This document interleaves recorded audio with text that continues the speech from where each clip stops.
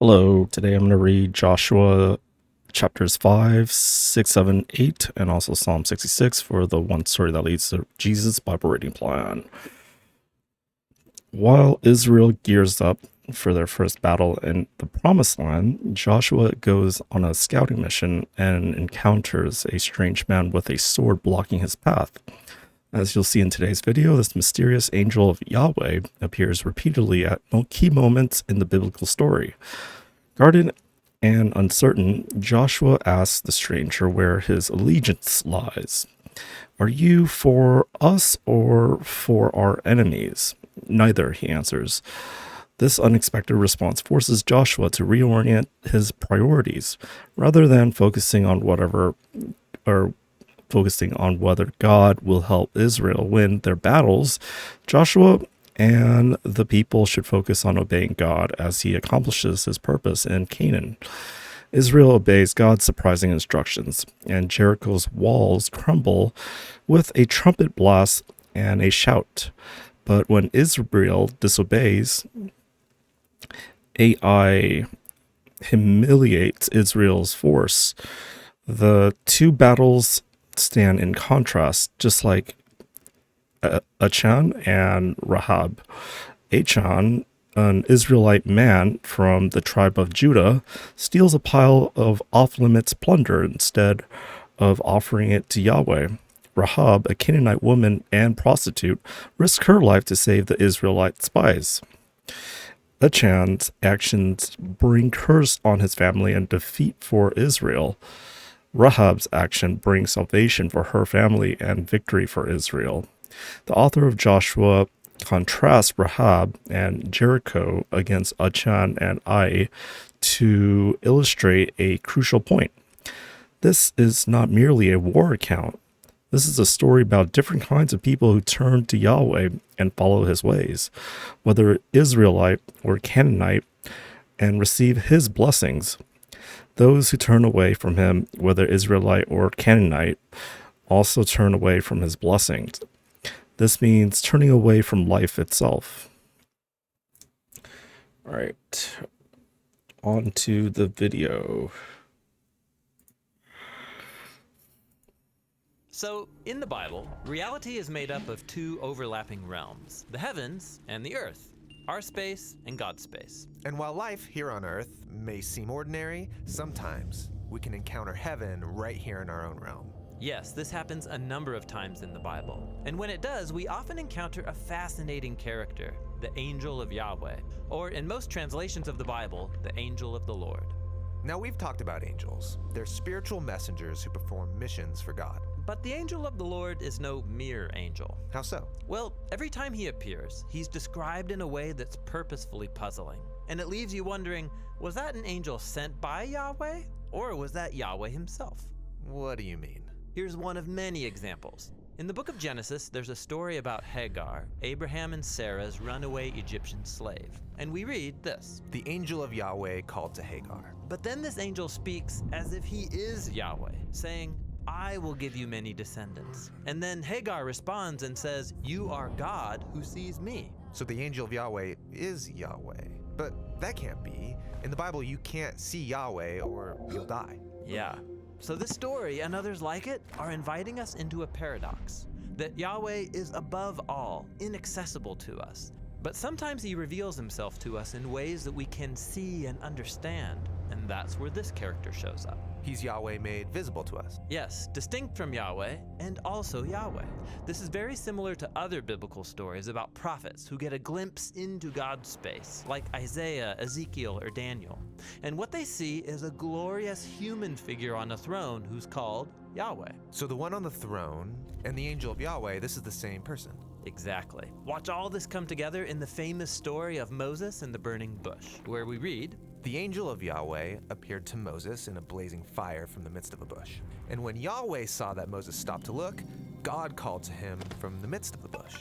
So this person in the bush is called the angel of Yahweh, then Yahweh, and then God. And then later in the story, Moses learns that the figure in the burning bush is the one leading Israel out of Egypt in a pillar of fire and cloud. and that's the one who later takes up residence in the tabernacle. The tabernacle, this is the throne room of God himself. You got it. The angel of the Lord is the royal glory of Yahweh appearing as a human. Now, keep all this in mind as we start talking about Jesus. In the opening of the Gospel of John, we're told that from all eternity, Jesus was with God and was God. Distinct from God and also God. That's the same paradox we saw with the angel of Yahweh. Right. And then John says that God's word became human and set up a tabernacle among us. The temple presence of the invisible God. Exactly. Now check this out. There's a story about when Jesus took 3 of his followers up to a mountain and his true identity was revealed. He was transformed into a glorious human figure. Okay, I see what's going on here. So the angel of the Lord was God appearing like a human, and Jesus is God now become a human. Yes. And notice this. In the New Testament, no one ever uses the phrase angel of the Lord to describe Jesus. Why not?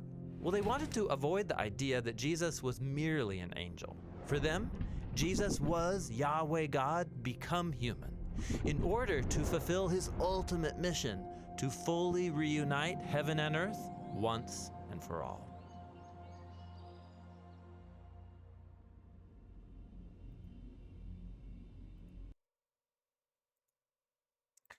All right, Joshua chapter 5, the new generation circumcised. As soon as all the kings of the Amorites who were beyond the Jordan to the west, and all the kings of the Canaanites who were by the sea, heard that the Lord had dried up the waters of the Jordan for the people of Israel until they had crossed over, their hearts melted, and there was no longer any spirit in them because of the people of Israel. At that time, the Lord said to Joshua, "Make flint knives and circumcise the sons of Israel a second time." So Joshua made flint knives and circumcised the sons of Israel at Gibeath Haraloth. And this is the reason why Joshua circumcised them. All the males of the people who came out of Egypt, all the men of war, had died in the wilderness on the way after they had come out of Egypt. Though all the people who came out had been circumcised, yet all the people who were born on the way in the wilderness after they had come out of Egypt had not been circumcised. For the people of Israel walked 40 years in the wilderness until all the nation, the men of war who came out of Egypt, perished because they did not obey the voice of the Lord. The Lord swore to them that he would not let them see the land that the Lord had sworn to their fathers to give to us, a land flowing with milk and honey. So it was their children whom he raised up in their place that Joshua circumcised, for they were uncircumcised because they had not been circumcised on the way. When the circumcising of the whole nation was finished, they remained in their places in the camp until they were healed. And the Lord said to Joshua, "Today I have rolled away the reproach of Egypt from you." And so the name of that place is called Gilgal to this day. First Passover in Canaan. While the people of Israel were encamped at Gilgal, they kept the Passover on the 14th day of the month in the evening on the plains of Jericho.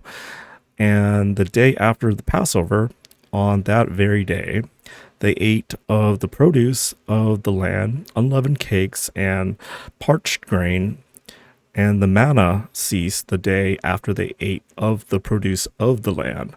And there was no longer manna for the people of Israel, but they ate of the fruit of the land of Canaan that year. You know what? I just realized that I am on the ESV version, so that's why it was sounding a little off. So let me switch to the version that this study Bible is on, which is the New International Version. All right, so now it should sound a bit like the other days. Circumcision and Passover at Gilgal. At At that time, the Lord said to Joshua, "Make flint knives and circumcise the Israelites again." So Joshua made flint knives and circumcised the Israelites at Gib- Gibeath Haraloth. Wait, I read this part, right? Yeah, I did. So where am I? Where am I? Passover the very day, produce unleavened bread. Okay, I think I'm here. The fall of Jericho. Now when Joshua was near Jericho, he looked up and saw a man standing in front of him with a drawn sword in his hand. Joshua went up to him and asked, "Are you for us or for our enemy or enemies?" "Neither," he replied, "but as commander of the army of the Lord, I have now come." Then Joshua fell face down to the ground in reverence and asked him, "What message does my Lord have for his servant?" The commander of the Lord's army replied, "Take off your sandals, for the place where you are standing is holy." And Joshua did so. All right, moving on to chapter 6. Now the gates of Jericho were securely barred because of the Israelites. No one went out and no one came in. Then the Lord said to Joshua, "See, I have delivered Jericho into your hands, along with its king and its fighting men. March around the city once with all the armed men. Do this for 6 days. Have 7 priests carry trumpets of ram's horns in front of the ark. On the 7th day, march around the city 7 times with the priests blowing the trumpets. When you hear them sound a long blast on the trumpets, have the whole army give a loud shout. Then the wall of the city will collapse and the army will go up, everyone straight in." So Joshua son of Nun called the priests and said to them, "Take up the ark of the covenant of the Lord and have 7 priests carry trumpets in front of it." And he ordered the army, "Advance. March around the city with an armed guard going ahead of the ark of the Lord." When Joshua had spoken to the people, the 7 priests carrying the 7 trumpets before the Lord went forward, blowing their trumpets, and the ark of the Lord's covenant followed them. The armed guard marched ahead of the priests who blew the trumpets, and the rear guard followed the ark. All this time the trumpets were sounding. But Joshua had commanded the army, "Do not give a war cry. Do not raise your voices. Do not say a word until the day I tell you to shout. Then shout." So he had the ark of the Lord carried around the city, circling it once. Then the army returned to the camp and spent the night there. Joshua got up early the next morning, and the priests took up the ark of the Lord. The 7 priests carrying the 7 trumpets went forward, marching before the ark of the Lord and blowing the trumpets. The armed men went ahead of them, and the rear guard followed the ark of the Lord, while the trumpets kept sounding. So on the 2nd day, they marched around the city. Once they returned to the camp, they did this for 6 days. On the 7th day, they got up at daybreak and marched around the city 7 times in the same manner, except that on the day they circled the city 7 times. The 7th time around, when the priest sounded the trumpet blast, Joshua commanded the army, "Shout, for the Lord has given you the city. The city and all that is in it are to be devoted to the Lord. Only Rahab the prostitute and all who were with her in her house shall be spared, because she hid the spies we sent. But keep away from the devoted things, so that you will not bring about your own destruction by taking any of them. Otherwise, you will make the camp of Israel liable to destruction and bring trouble on it. All the silver and gold and the articles of bronze and iron are sacred to the Lord and must go into his treasury." When the trumpet sounded, the army shouted, and at the sound of the trumpet, when the men gave a loud shout, the wall collapsed. So everyone charged straight in, and they took the city. They devoted the city to the Lord and destroyed with the sword every living thing in it, men and women, young and old, cattle, sheep, and donkey. Joshua said to the two men who had spied out the land, "Go into the prostitute's house and bring her out and all who belong to her in accordance with your oath to her." So the young men who had done the spying went in and brought out Rahab, her father and mother, her brothers and sisters, and all who belonged to her. They brought out her entire family and put them in a place outside the camp of Israel. Then they burned the whole city and everything in it, but they put the silver and gold and the articles of bronze and iron into the treasury of the Lord's house. But Joshua spared Rahab the prostitute with her family and all who belonged to her, because she hid the men Joshua had sent as spies to Jericho, and she lives among the Israelites to this day. At that time, Joshua pronounced the solemn oath, "Cursed before the Lord is the one who undertakes to rebuild this city, Jericho. At the cost of his firstborn son, he will lay its foundations. At the cost of his youngest, he will give up its great gates." So the Lord was with Joshua, and his fame spread throughout the land.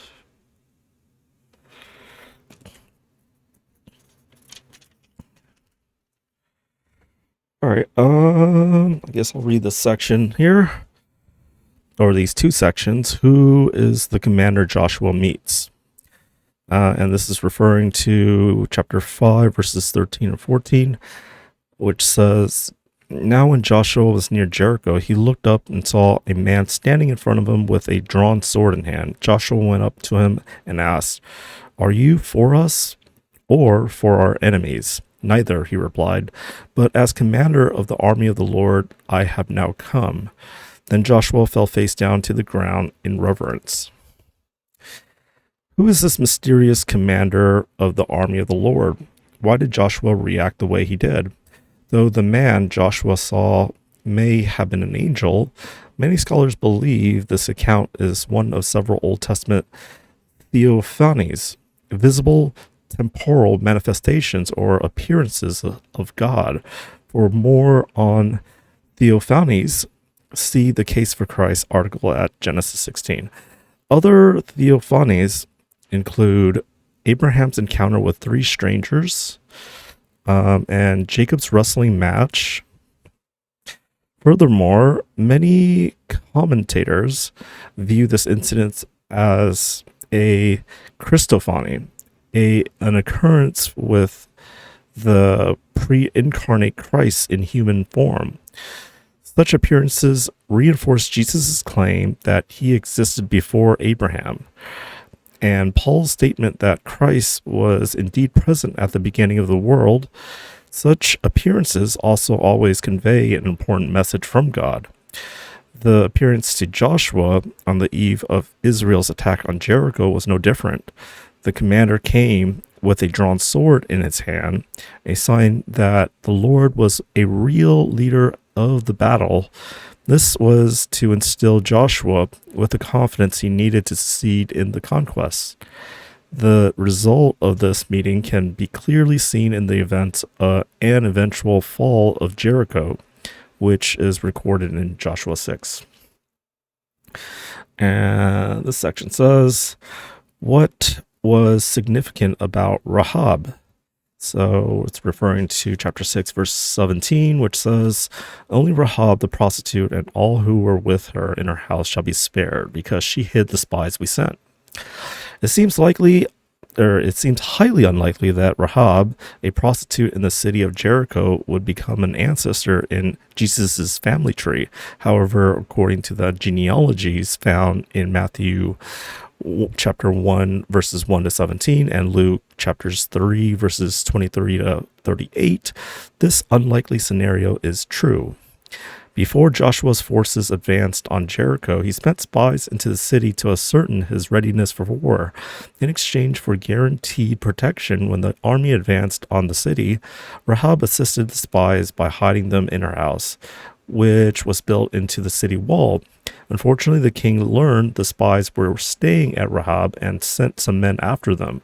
But because Rahab's newfound faith in the Lord, she managed to deceive the king's messengers and keep the spies safe. It is in Joshua 6:22 to 23 that we see how God rewarded her faith by protecting her and her entire family when the Israelite army razed Jericho. Although it seems improbable that a prostitute from Jericho would be related to the Savior of all humanity, it is equally amazing that she would have accepted the true God before the Israelites arrived at the city gates. After the fall of the city, Rahab joined the Israelites and became a reputable woman, later marrying an Israelite named Salmon. In addition to the genealogies in Matthew and Luke, Rahab is mentioned in the New Testament as an example of a person of faith. Her brazen faith not only helped the Israelite mission succeed, but also contributed to the powerful family tree that included King David and eventually Jesus, the Savior of all people. All right, let us move to chapter 7.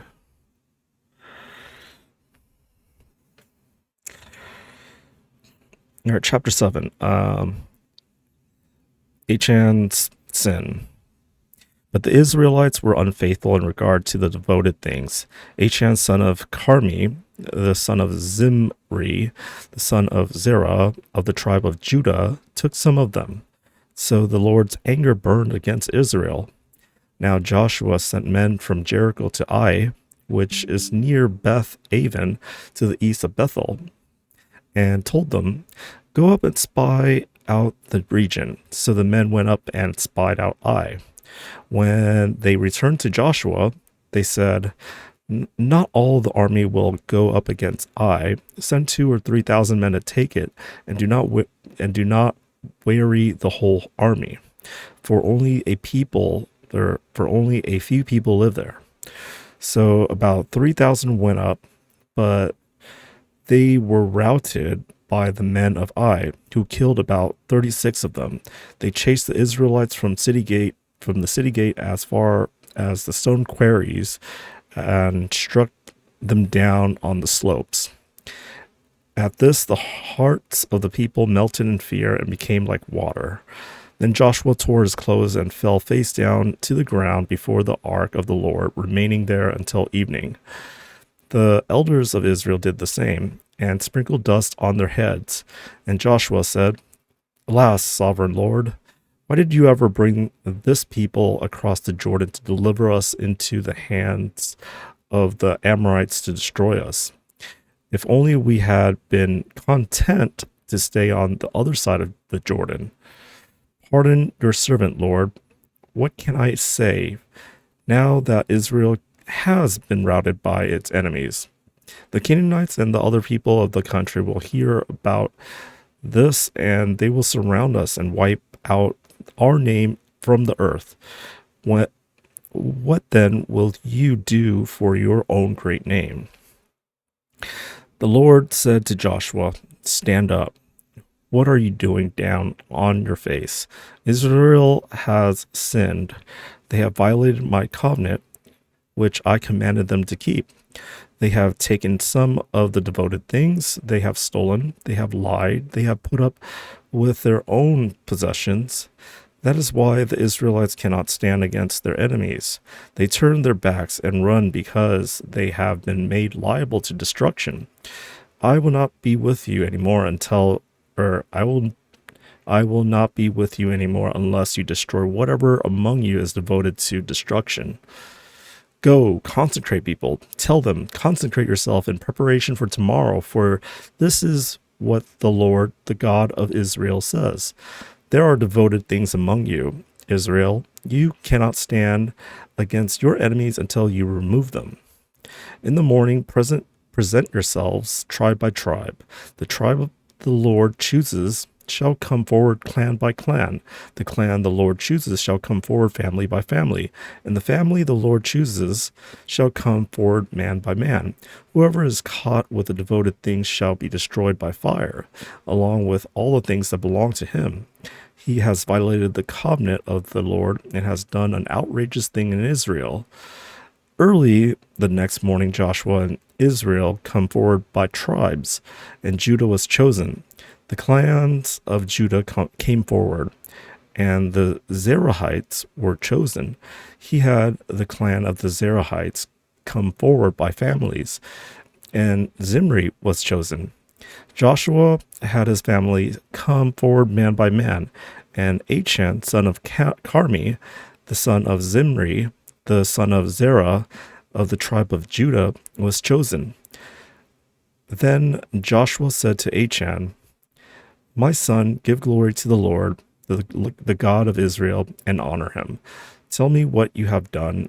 Do not hide it from me." Achan replied, "It is true. I have sinned against the Lord, the God of Israel. This is what I have done. When I saw in the plunder a beautiful robe from Babylonia,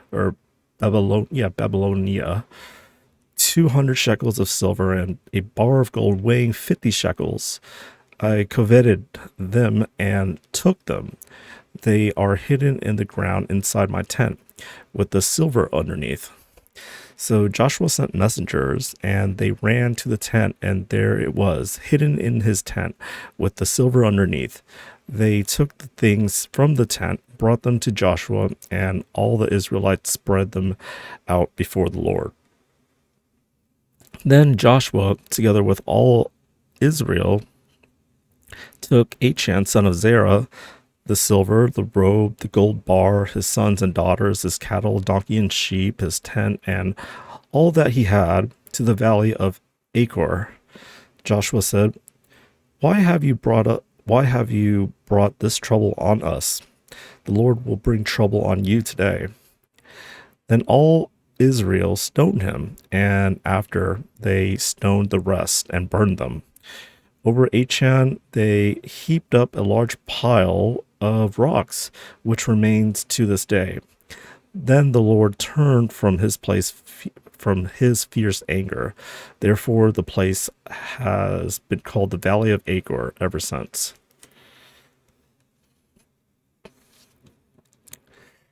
All right. I'll read the section right here. Does the Bible contradict itself about Achan's father? Achan brought punishment on the Israelites for his selfish act of stealing forbidden treasure during the destruction of the city of Jericho. During the telling of this incident, the book of Joshua seems to be inconsistent regarding who Achan's father was. In Joshua 7:1, Achan is said to be the son of Carmi. Later in Joshua 22:20, Achan is said to be the son of Zerah. Did the Bible muddy the facts, or is there an explanation for this apparent discrepancy? Today, it is customary to refer to a man as another man's son, grandson, great-grandson, and so on. However, Hebrew terminology often referred to a man as another man's son when in fact he was his grandson, great-grandson, etc. So while today's readers might insist that Achan was the great-grandson of Zerah, in the ancient times of the Old Testament, people could say that Achan was the son of Zerah. Looking at the text this way clarifies the apparent contradiction. Joshua 7:1 correctly traces Achan's lineage back to Carmi, Zimri, Zerah, and Judah. It would have been equally correct in Hebrew to say that Achan was the son of any of these four men. Why does Joshua 22:20 focus on Zerah instead of Zimri or Carmi? One possible explanation is that because Zerah was the son of Judah, one of the 12 patriarchs, the Israelites would be more familiar with him and his life story. Whatever reason motivated the writer of Joshua to refer to Achan as the son of Carmi in one passage and as a son of Zerah in another, the practice was perfectly consistent with Hebrew tradition and was indeed commonplace.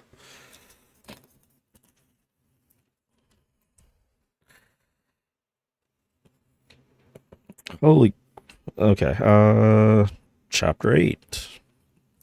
Ai destroyed.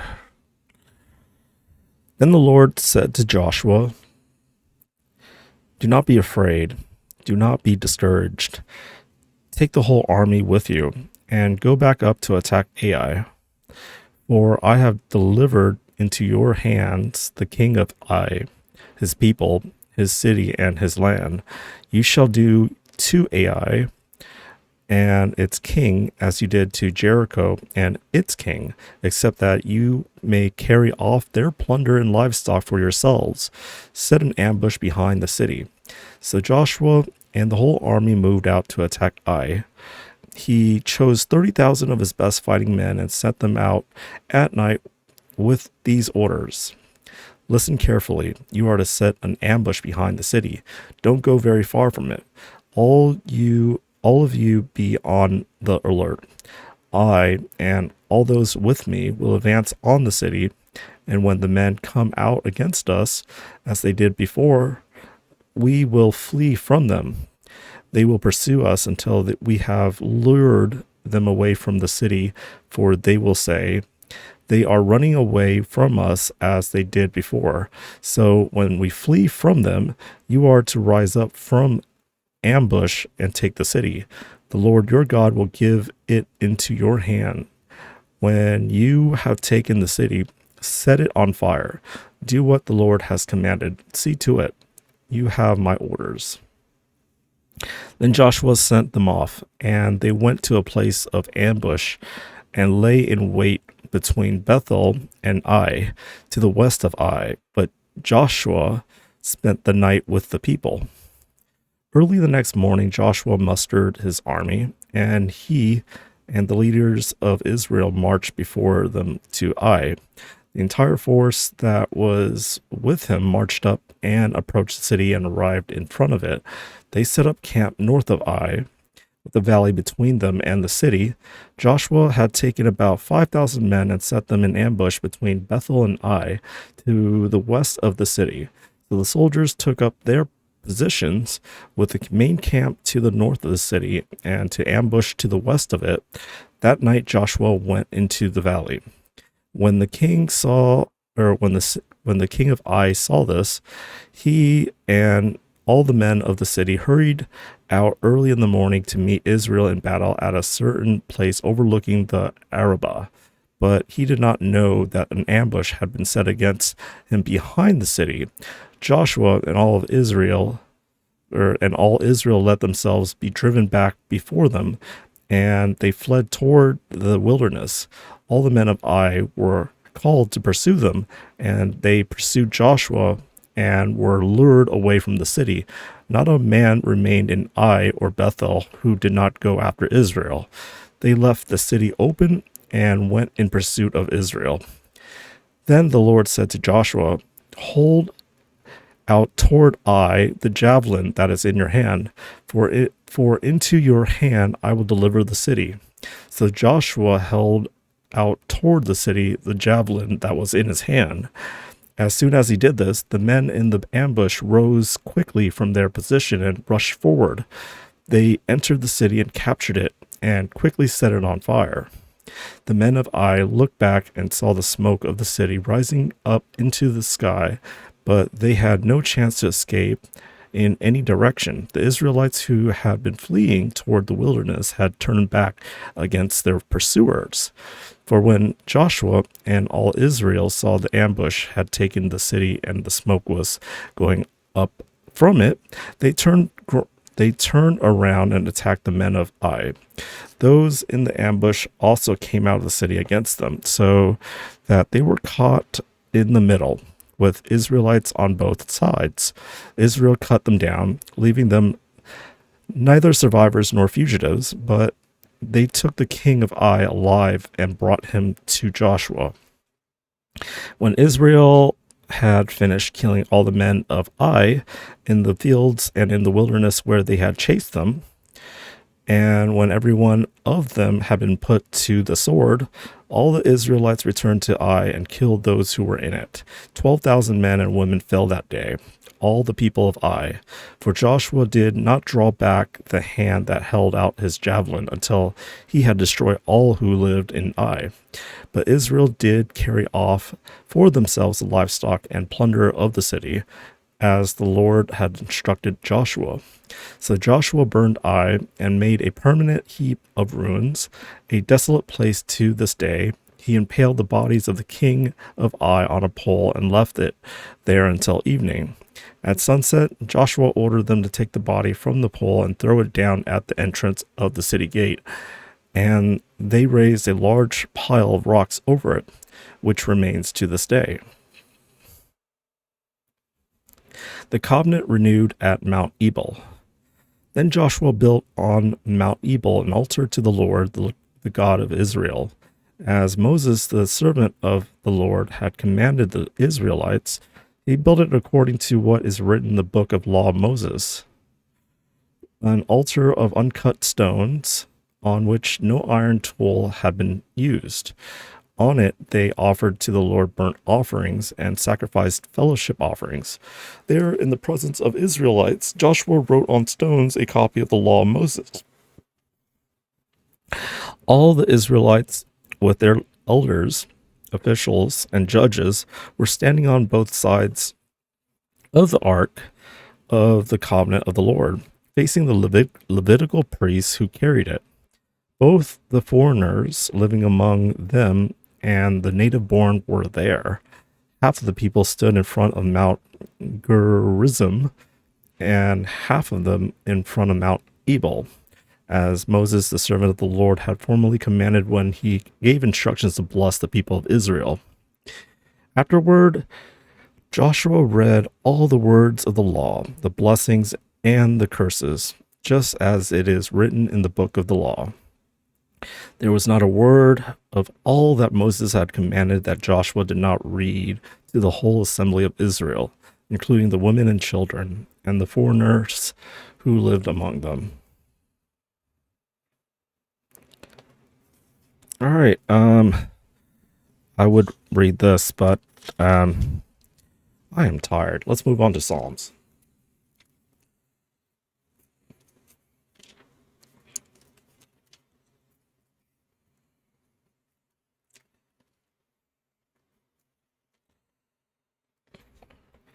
All right, Psalms 66. For the director of music, a song, a psalm. Shout for joy to God, all the earth. Sing the glory of his name. Make his praise glorious. Say to God, how awesome are your deeds. So great is your power that your enemies cringe before you. All the earth bows down to you. They sing praise to you. They sing the praises of your name. Come and see what God has done, his awesome deeds for mankind. He turned the sea into dry land. They passed through the waters on foot. Come, let us rejoice in him. He rules forever by his power. His eyes watch the nations. Let not the rebellious rise up against him. Praise our God, all peoples. Let the sound of his praise be heard. He has preserved our lives and kept our feet from slipping. For you, God, tested us. You refined us like silver. You brought us into prison and laid burdens on our backs. You let people ride over our heads. You went through the fire and water, and you brought us to a place of abundance. I will come to your temple with burnt offerings and fulfill my vows to you, vows my lip promised and my mouth spoke, and when I was in trouble. I will sacrifice fat animals to you and an offering of rams. I will offer bulls and goats. Come and hear, all you who fear God. Let me tell you what he has done for me. I cried to him with my mouth. His praise was on my tongue. If I had cherished sin in my heart, the Lord would have not listened. But God has surely listened and has heard my prayer. Praise be to God, who has not rejected my prayer or withheld his love from me. All right, that's it for day 66 of the one story that leads to Jesus Bible reading plan. Cheers.